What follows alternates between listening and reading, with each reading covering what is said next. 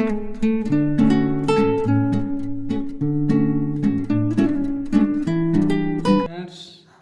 फिर हम profit and loss पर कुछ नए सवालों के साथ आए हैं। पहला सवाल है कि a dishonest dealer sells his goods at the cost price but he uses weight of 950 gram, find the gain percentage. देखिए क्या हुआ है कि जितना मान लीजिए कि 1 kg वो उसने कोई चीज़ खरीदा, कोई गुड्स खरीदा, मान लीजिए चावल खरीदा या व्हीट खरीदा, कुछ भी खरीदा, तो 1 kg खरीदा और उसने क्लेम किया कि हम जिस प्राइस पर, जिस कॉस्ट प्राइस पर कोई सामान खरीदते हैं उसी कॉस्ट प्राइस पर उस सामान को बेच देते हैं। लेकिन उसने किया क्या कि 1 kg की जगह उसने 950 ग्राम ही बेचा।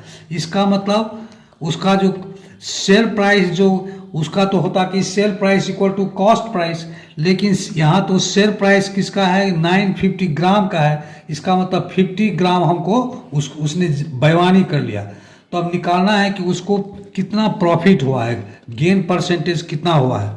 तो इसमें क्या करेंगे कि एक्चुअल कॉस्ट प्राइस है 1 kg उसने खरीदा, तो एक्चुअल कॉस्ट प्राइस है 1 kg का, और वहीं अगर 1 kg बेचता तो उसका सेल प्राइस भी होता, लेकिन 1 kg की जगह वो 950 ग्राम बेच रहा है। इसका मतलब क्या कि सेल प्राइस हो गया कितना ग्राम का, तो 950 ग्राम का। इसमें क्या करेंगे, चूंकि 1 kg उसने खरीदा है कोई सामान, तो हम लोग 1 kg का सेल प्राइस निकालेंगे at the rate of sale price of 950 gram.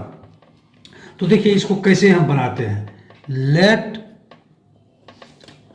he buys 1 kg for rupees x। ये x की जगह हम लोग 100 भी मान सकते हैं। एक दूसरा सवाल बताएंगे, उसको जो है ना x की जगह जो है ना 100 मान करके बताएंगे, तब देखेंगे। तो क्या जब ये उसका जो है ना, इसका मतलब कॉस्ट प्राइस क्या हो गया, उसका कॉस्ट प्राइस हो गया उसका x रुपया, और सेल प्राइस भी उसका 1 kg का x ही रुपया होना चाहिए, लेकिन वो तो कुछ बेईमानी क्या हुआ, तो सेल प्राइस 1 kg की मैंने x रुपया पर kg की जगह सेल प्राइस x रुपया पर 950 ग्राम हो जाएगा। तो now he sales his goods at the cost price, ठीक है ना, वो तो यही क्लेम करता है ना कि हम कॉस्ट प्राइस पर खरीदते हैं। बट करता क्या है, लिख देते हैं, but in place of 1 kg he weighs, तोलता है कितना कम तोलता है, ही वेज 950 ग्राम, ठीक है ना। तो अब क्या हो जाएगा, then he sells 950 gram for rupees x। ये जो x रुपया है that is the cost price of 1 kg, और वो क्लेम करता है कि हम कॉस्ट प्राइस पर ही सामान को बेचते हैं, लेकिन वो 1 kg की जगह 950 ग्राम सामान बेचता है। तो इसका मतलब क्या हुआ कि 950 ग्राम जो है ना वो x रुपये में बेचता है, ठीक है ना। सो ही, अब देखिए यहां आप निकाल रहे, so he sells 1 gram for rupees x by 950। So अब चूंकि 1 kg खरीदा है तो 1 kg का हमको सेल प्राइस निकालना है। सो ही सेल्स 1 kg, 1 kg का मतलब चूंकि ये 950 ग्राम है तो इसको भी 1 kg को भी ग्राम बना लेंगे, फॉर क्या हो जाएगा, रुपीज x बाय 950 इंटू 1000। उसको आप जो है ना एक दूसरे से काटिएगा तो ये एक जीरो से कट जाएगा, ये 5 से कटेगा, 5 19 हो जाएगा, ये 5 से कट जाएगा तो 20 हो जाएगा, ये हो जाएगा 20x/19 हो जाएगा। तो निकल गया सेल प्राइस, हमको निकल गया कितना, सेल प्राइस निकल गया 20x/19 निकल गया। तो अब गेन कितना होता है, तो गेन होता है sale price minus cost price.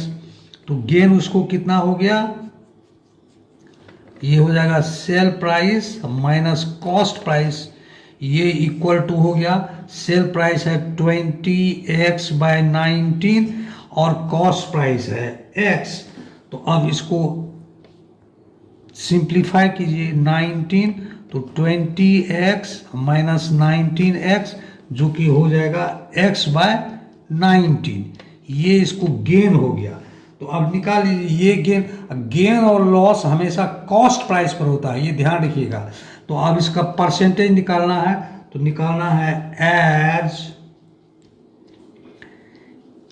In rupees x gain is rupees x/19, इसीलिए हैंस इन ₹1 यूनिटरी मेथड से हम हमेशा बताते हैं, gain is rupees x/19 divided by 19, ठीक है ना, सॉरी डिवाइडेड बाय x।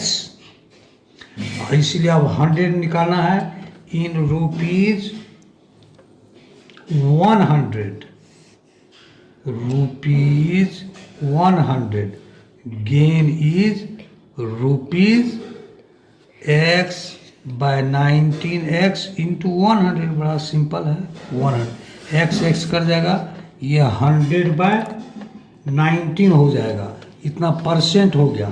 और इसको आप सिंप्लीफाई कीजिएगा तो ये हो जाएगा 5.26%। एक दूसरा सवाल उसी टाइप का है। तो पहले सवाल में हमने जो है ना कॉस्ट प्राइस को x रुपया मान के बनाया था, अब कॉस्ट प्राइस 100 रुपीज मान के बनाएंगे।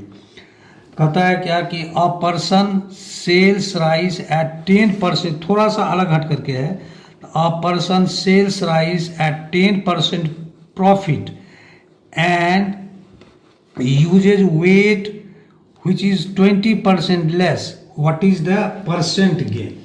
तो ठीक है, अब कोई मान लेते हैं कि कुछ कितना केजी खरीदा वो हम 1 केजी 2 केजी 3 केजी कितना भी मान सकते हैं। अच्छा है कि यूनिट मान लेते हैं, यूनिट केजी खरीदा, तो let he buy 1 kg of rice for ₹100, ठीक है ना, for ₹100। Then sale price,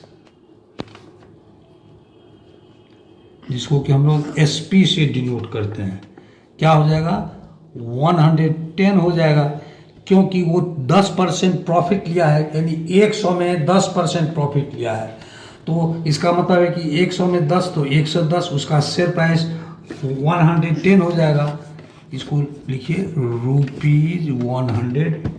₹110, but